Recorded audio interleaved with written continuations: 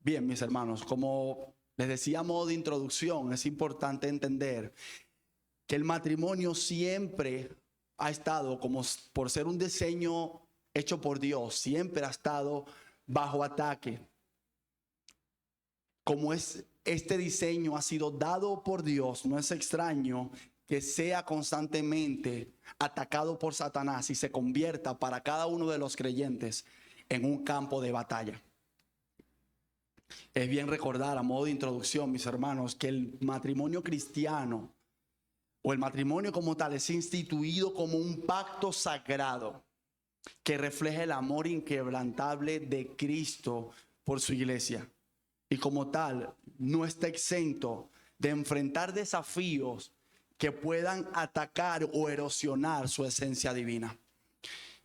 En un mundo donde los valores efímeros, la cultura, atacan sigilosamente el matrimonio y dañan su esencia no solo como una unión entre un hombre y una mujer, sino su esencia profundamente espiritual.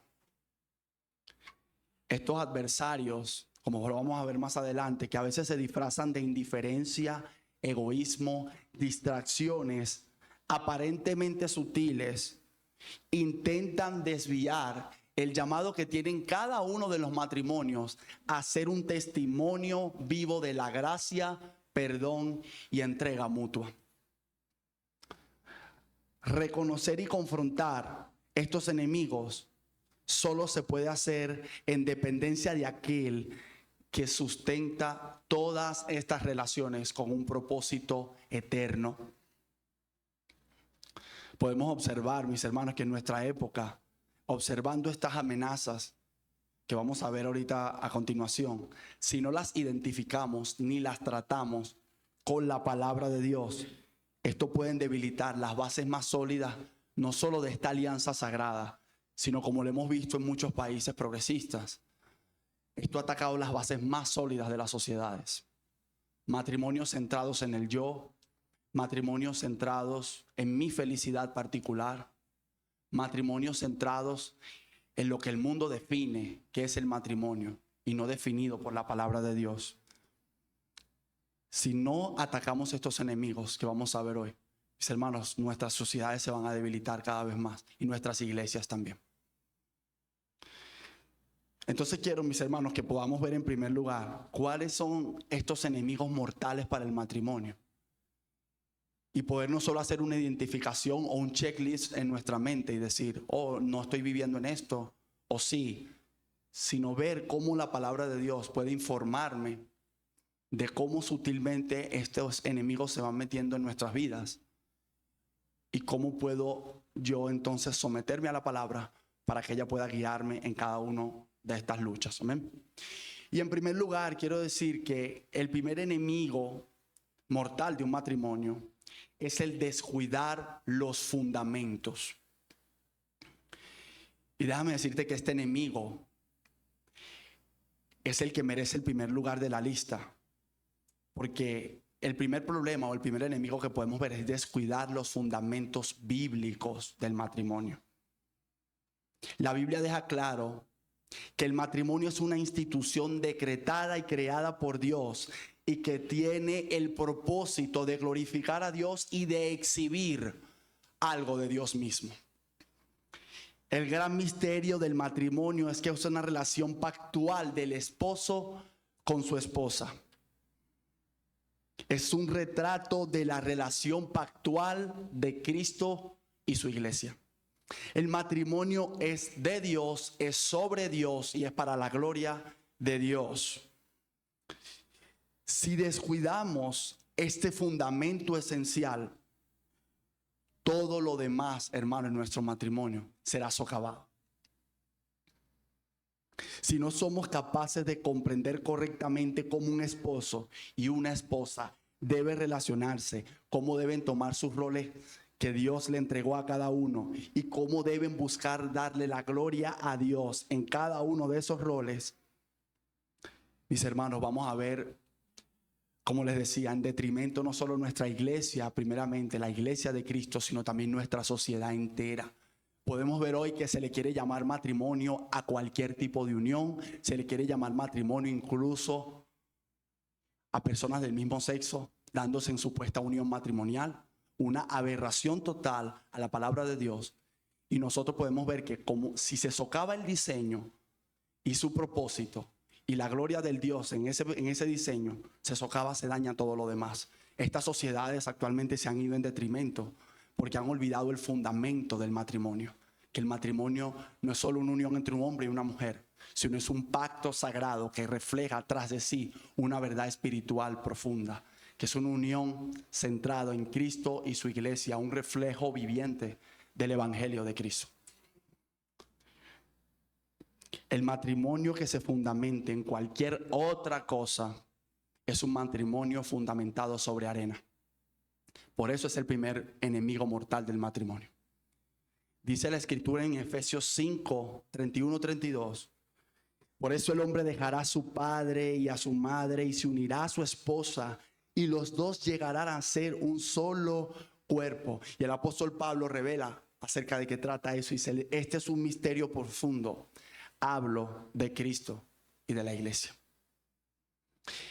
Y podemos ver que en el texto que acabamos de leer, el matrimonio fue declarado con el fin de glorificar a Dios. El versículo declara, mis hermanos, que el matrimonio es un misterio profundo y que su significado último no es humano, sino espiritual. Es la relación de Cristo y la iglesia. Si el matrimonio no se entiende como una relación de pacto, como una relación evangélica, como una relación en donde hay una sumisión entre uno y el otro al Señor, aquí se pondrá primero como fundamento lo que hacen muchos matrimonios que no tienen a Cristo. Se colocará como fundamento las relaciones financieras que hay entre la pareja. Se pondrán como fundamento, no sé, el contrato que firmaron entre cada uno y diremos, bueno, aquí hay ciertas cosas que tú y yo sabemos que debemos hacer, las cumplimos por cumplir, pero el día que no me guste, entonces el acta de divorcio está lista. Porque el fundamento es el del hombre y no el de Dios. El día que mi felicidad esté en juego, yo coloco entonces el acta de divorcio porque lo primero o el fin del matrimonio es mi felicidad. Y eso pasa en hombres y en mujeres. Y hoy en día las tasas de divorcio, no soy abogado, pero las tasas de divorcio se dicen que están por los cielos. Porque se ha puesto la felicidad primero antes que la gloria de Dios. Es por eso que, en primer lugar, no debemos descuidar el fundamento bíblico del matrimonio. Pero en segundo lugar, hay un enemigo mortal para el matrimonio que debemos también ponerle mucha atención, y es el descuido o el descuidar la oración. Y déjeme decirte que la oración es nuestro sustento.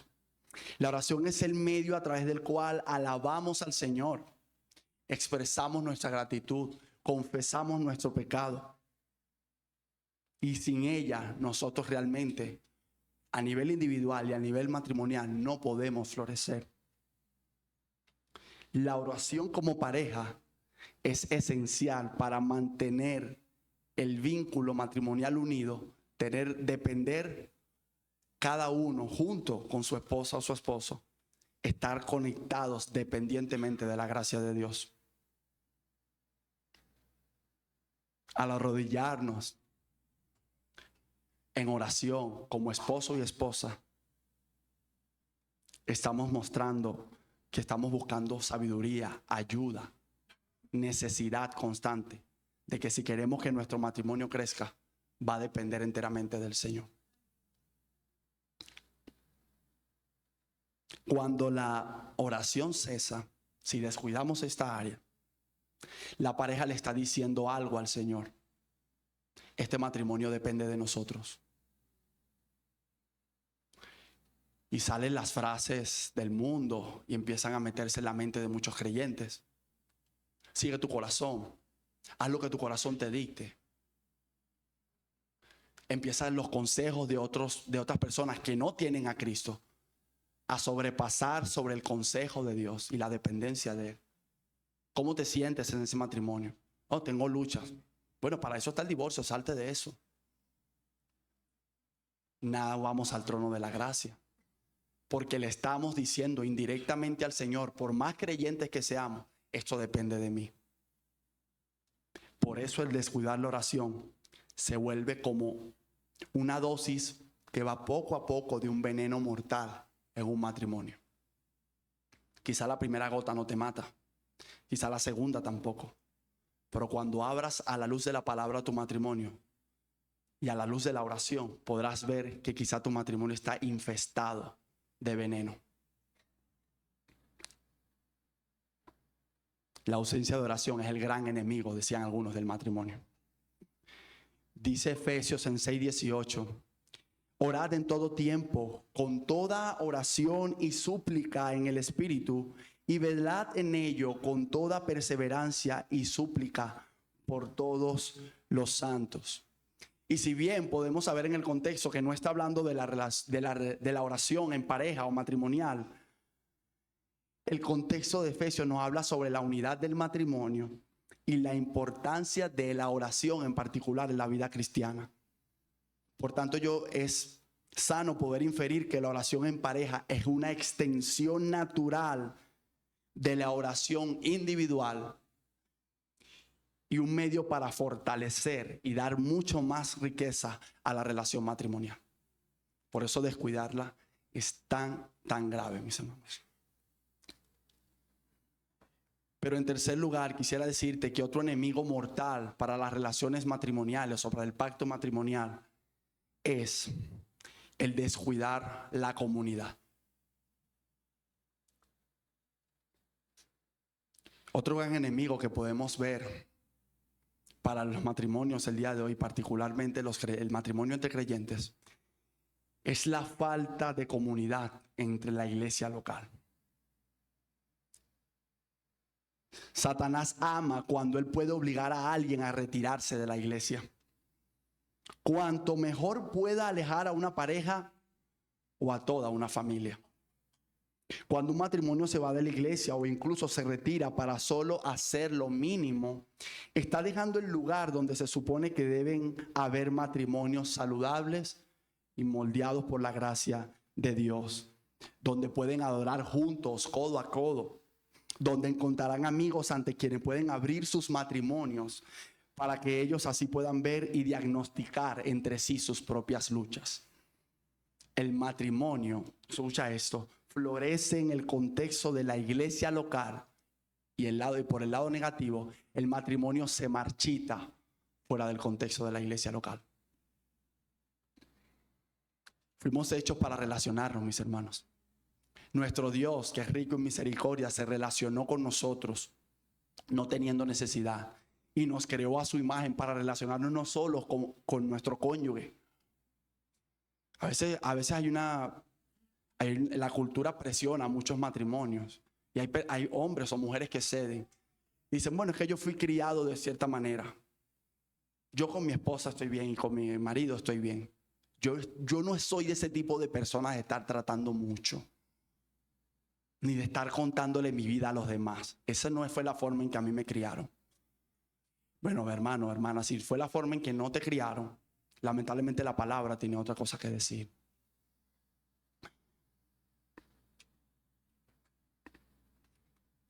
Dice Hebreos 10:25, versículo bien conocido por nosotros.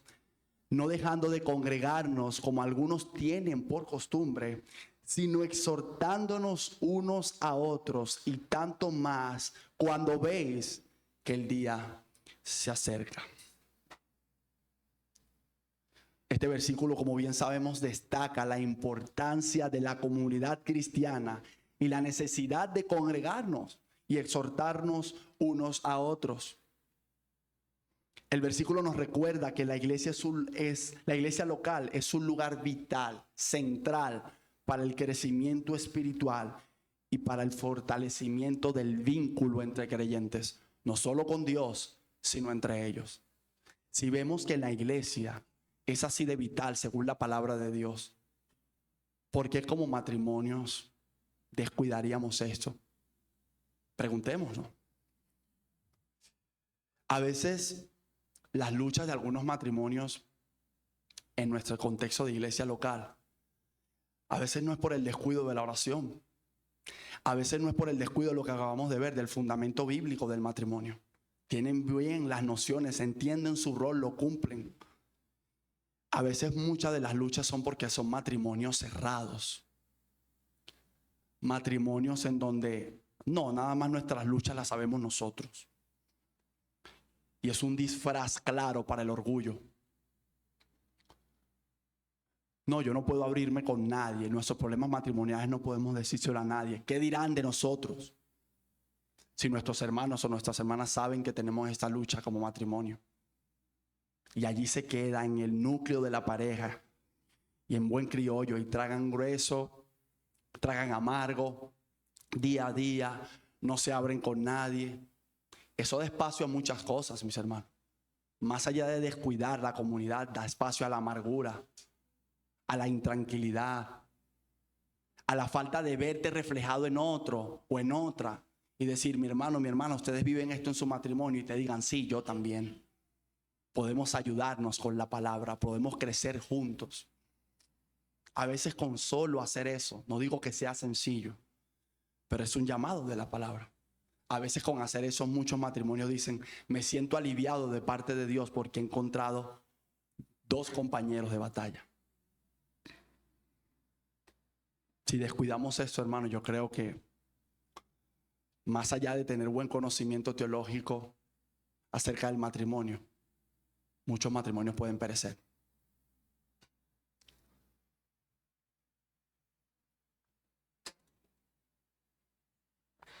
Pero en cuarto lugar, quiero que veamos también algo que no se debe descuidar, pero si se descuida se convierte en un enemigo, yo diría en el asesino de los matrimonios, y es el descuidar la comunicación. Así como vimos en primer lugar que Satanás quiere y desea que los creyentes y los matrimonios dejen de comunicarse con Dios por medio de la oración y la lectura de la palabra, Satanás también desea que la pareja deje de comunicarse uno con el otro. El mundo, el pecado, la carne, la cultura quiere que la pareja simplemente se desconecte una de la otra. Podemos ver que cuando una pareja es capaz, por un lado, de comunicarse, de abrirse uno con el otro, de entenderse, de comprenderse, a pesar de la dificultad, a pesar del pecado del otro, a pesar del otro, la pareja está dispuesta a seguir amando porque el otro es capaz de abrirse y decir, este soy yo. El pastor R.C. Sproul decía que hay dos lugares que están hechos para el hombre, para que el hombre se encuentre y la mujer completamente desnudos y vulnerables: la presencia de Dios y la presencia de su cónyuge. Esos dos lugares fueron creados, decía R.C. Sproul, para que cuando la persona pueda ver al otro y le diga, tú eres así, y le diga, sí, este soy yo, con mis manchas, con mi pecado, con mis luchas. Te abrí mi corazón completamente, sí, esta soy yo. Si en lugar de la pareja comunicarse, deja que los problemas se maceren, deja que cobren vida, deja que como el hongo crezca en la oscuridad, la forma en que empiezan a salir las palabras no tiene nada que ver con comunicación. Y entiendan, mis hermanos, y comprendan algo: cuando hablamos de comunicación no hablamos de hablar. Hay parejas que tienden a comunicarse cuando el problema explota, y allí parece todo menos comunicación. Empiezan a surgir las palabras ácidas del cónyuge hacia la esposa. La esposa empieza a decirle al esposo 1000 cosas que no ha hecho, 1000 cosas que le duelen en su corazón. Y algunas parejas entienden que en ese momento se están comunicando. Empiezan a salir las heridas, empiezan a brotar las palabras amargas, empiezan a brotarlos. Hace meses recuerdas que me dijiste tal cosa. Hoy por hoy, luego de tantos meses, me sigue doliendo. La falta de perdón. Lo que estamos hablando no es descuidar el habla entre la pareja. Estamos hablando en descuidar una comunicación asertiva y efectiva según la palabra de Dios.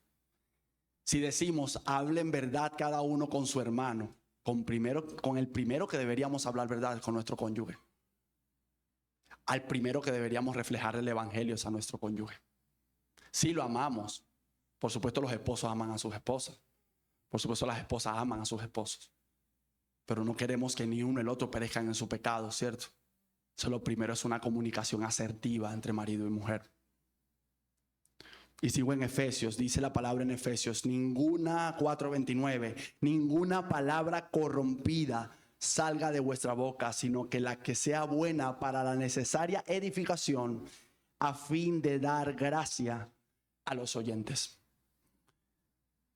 Aquí podríamos hablar que a pesar de que el contexto, vuelvo y repito, de Efesios no es el matrimonio como tal, este principio nos exhorta a que la comunicación sea buena para la necesaria edificación. Esto implica que nuestras palabras deben ser constructivas, amables y que sirvan hacia nuestro cónyuge de manera que puedan edificar primero su vida para con Dios y luego su vida para con su matrimonio. Dar gracia a los oyentes. ¿Qué crees tú, mi hermano, mi hermana, que significa eso en términos de nuestra pareja? Significa que sea un regalo para los oídos, la mente y el corazón de nuestro cónyuge. Que los haga sentirse amados por Dios y amados por ti.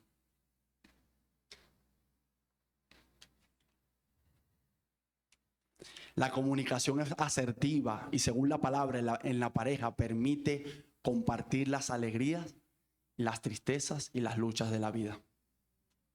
Con una perspectiva que agrada al Señor y que le muestra al otro, a pesar de ti, yo te amo.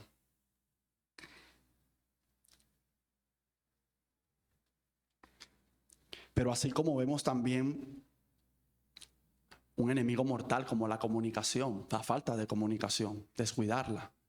Otro enemigo mortal que podemos ver en el matrimonio, y creo que aquí nos relacionamos muchos luego de los años de matrimonio quizás, dice descuidar los intereses compartidos.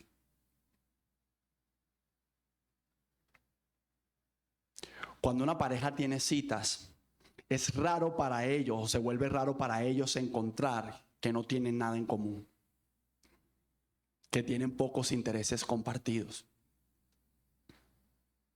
Sin embargo, a medida que pasa el tiempo, la pareja, este matrimonio, se acostumbra a la rutina y se acostumbra, por tanto, a entender que no tienen nada en común. Que compartimos el mismo techo, la misma comida, tenemos hijos en común, tenemos buena teología, estamos relacionados por un pacto matrimonial. Pero cuando alguien hace la pregunta, incluso más allá entre nosotros,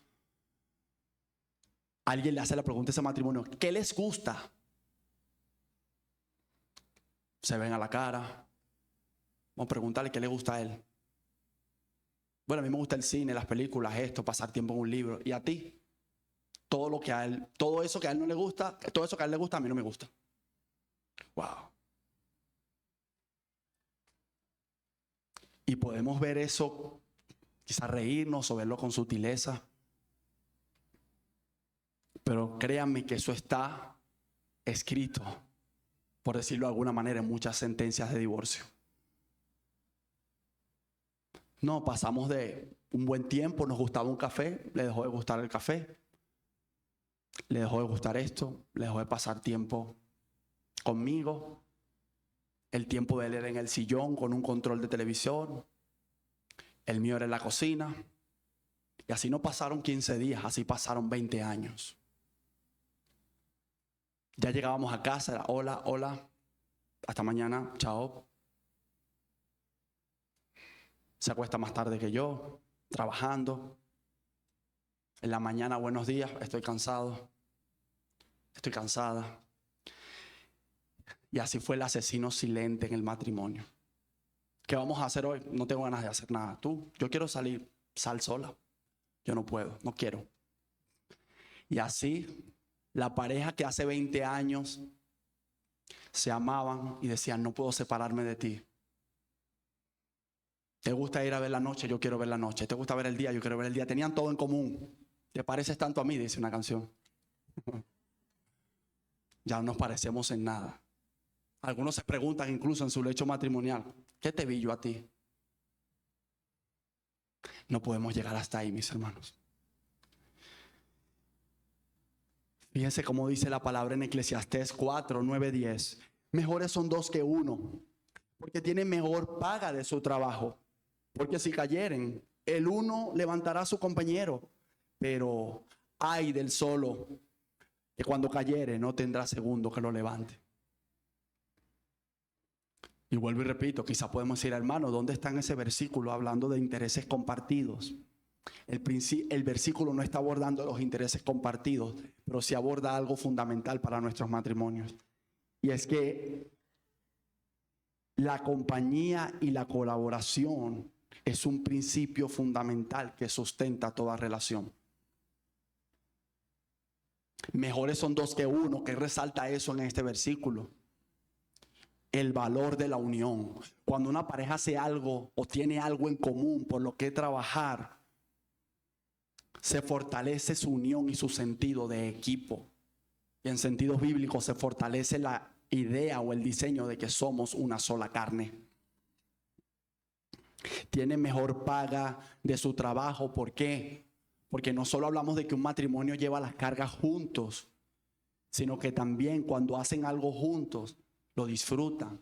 Disfrutan no solo de la actividad, disfrutan uno del otro.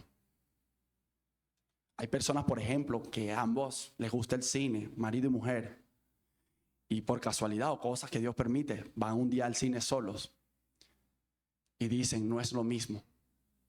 Pero a ti te encanta el cine, desde que te conocí te gusta. O ve con tus amigos, ve con tus compañeros de trabajo. Y ese hombre, esa mujer dice, no es lo mismo.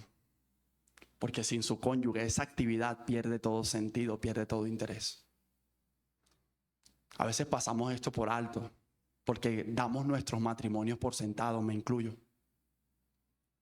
Ya yo enamoré a mi esposa, ya nos casamos, ya tenemos hijos. Ya me conocen mis peores fachas, diríamos muy criollo. Ya perderlo es muy difícil, o perderla. No demos nada por sentado. A veces eso muestra que somos muy poco agradecidos con el Señor. Fíjense que el versículo que acabamos de leer dice también algo del compañerismo y dice, si cayeren, el uno levantará al otro. Cuando una pareja comparte intereses, tiene herramientas para apoyarse mutuamente en momentos difíciles. Porque lo contrario, lo dice al final del versículo, hay del solo. Hay parejas, matrimonios que, por supuesto, viviendo bajo el mismo techo, puedes preguntarle al hombre o a la mujer, ¿cómo te sientes en tu casa con tu cónyuge? Y la respuesta es, me siento solo. Me siento sola. Pero tienes esposo, tienes esposa. Sí, me siento solo. Hago todo solo, hago todo sola. Él está allí, ella está allí y no tenemos nada en común. Hace 20 años teníamos todo en común, ahora ni lo conozco.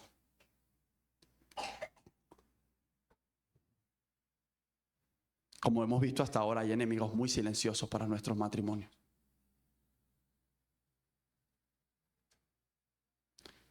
Pero déjame decirte que otro enemigo mortal para el matrimonio, y no menos importante por estar de último, es descuidar la intimidad sexual.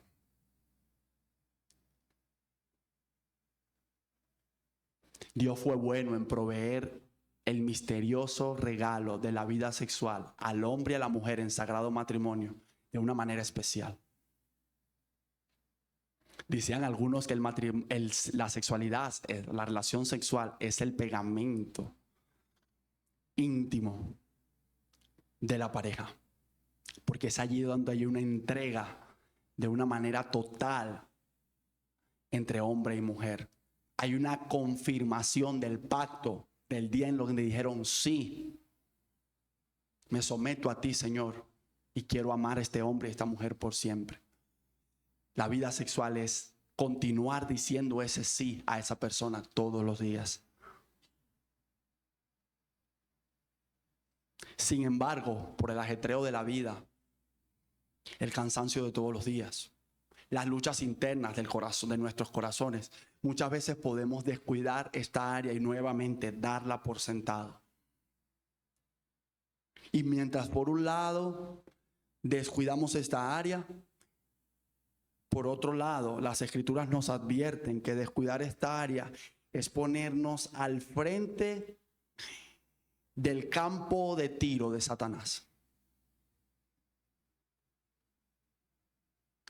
La Biblia nos llama a que el esposo y la esposa deban mantener su deber conyugal y abstenerse salvo circunstancias bien acordadas entre marido y mujer, y no de mucho tiempo. Y si es de muy poco tiempo, dice la Escritura, para dedicarse a la oración. Hay momentos, por supuesto, inevitables en donde parece difícil buscar el marido a la mujer o la mujer al marido para tener intimidad.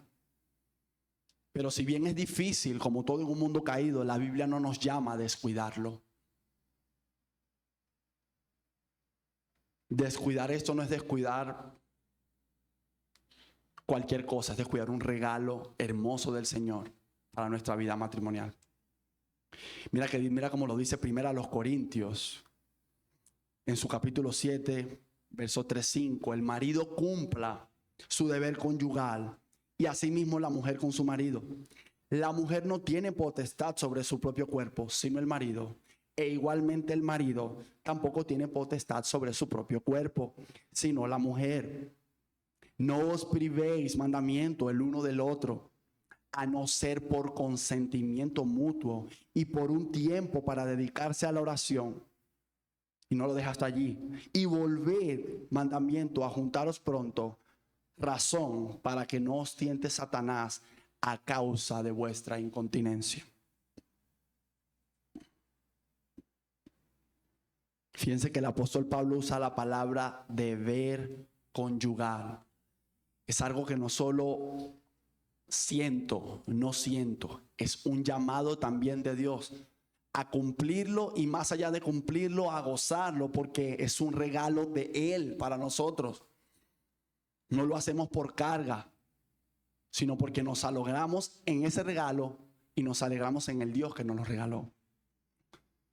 Dice consentimiento mutuo. La abstinencia solo se da por consentimiento mutuo y por tiempo limitado para dedicarse a la oración.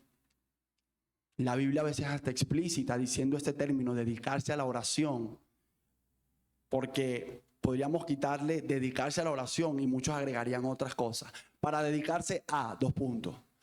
Trabajo, estoy cansado, me duele la cabeza, son las 11:30, es que tuvimos hace 20 años discutimos y bla, bla, bla, bla. Y metemos un montón de excusas. Y no sabemos que no solamente estamos ignorando a nuestro Dios y el precioso regalo de nuestro cónyuge, sino que estamos, vuelvo y repito, abriendo una puerta muy grande a la tentación. Algunos dirán, a la infidelidad precisamente. No se nos olvide en el mundo que estamos. Hay matrimonios divididos hoy en día, no porque un marido fue infiel en un sentido a su mujer, esposos sumidos en la pornografía de hace muchos años. Y las esposas no entienden por qué el hombre está como incapacitado mentalmente, quizás cegado, diríamos. Y cuando sale a la luz el pecado, todos queremos decir, wow, ¿y qué pasó? Cuando la esposa quizás en un momento particular quiera hacerse la no culpable y decir, ese es su pecado, bien, es su pecado, sí, él cedió a la tentación. Pero le preguntamos a la esposa, ¿cómo ha sido su vida matrimonial, su intimidad? Yo no quiero saber de él de hace 20 años. Después que tuvimos hijos, yo de verdad, es como que todo se acabó. Entonces, no solo podemos culpar al hombre por su pecado, es que también hubo una razón que dejó el pecado asentarse. Porque en un matrimonio siempre hay dos culpables. Debemos saber que este regalo de Dios también no solo es en términos de disfrutar de Él y de ese precioso regalo, sino también es un regalo para abstenernos y guardarnos el Señor del pecado.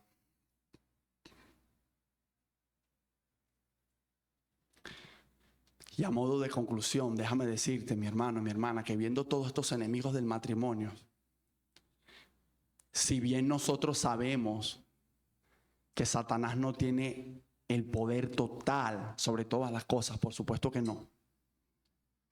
Y nuestros matrimonios están fundamentados y guardados y cimentados en Cristo. Es decir, que confiamos en Él, que nada lo va a poder destruir. Satanás se empeñará por lo menos en debilitarlo. Si descuidamos cualquiera de estas 6 cosas, le damos la bienvenida. Le estamos abriendo la puerta de nuestros hogares y diciéndole: bienvenido, tiéntame. Este es un hogar donde hemos dado todo por sentado: la vida sexual, la comunicación, la teología, el diseño del matrimonio. Y decimos, cada quien ande en lo suyo. Lo importante es que el domingo nos ven con nuestro anillo en mano y podemos decir, tenemos 30 años y para la gloria de Dios, y ahí va todo el lingo evangélico que sabemos decir muchas veces, pero nuestros matrimonios en casa son otra cosa. Quizá podemos ir a casas de matrimonios creyentes e incluso puedes llegar y dices, ¿por qué aquí hay 2 cuartos y 2 camas? No es que dormimos separados. Ok. Pero en la iglesia 30 años en gloria a Dios, y gloria a Dios que mi unión la ha sostenido Cristo, pero en casa duermen separados.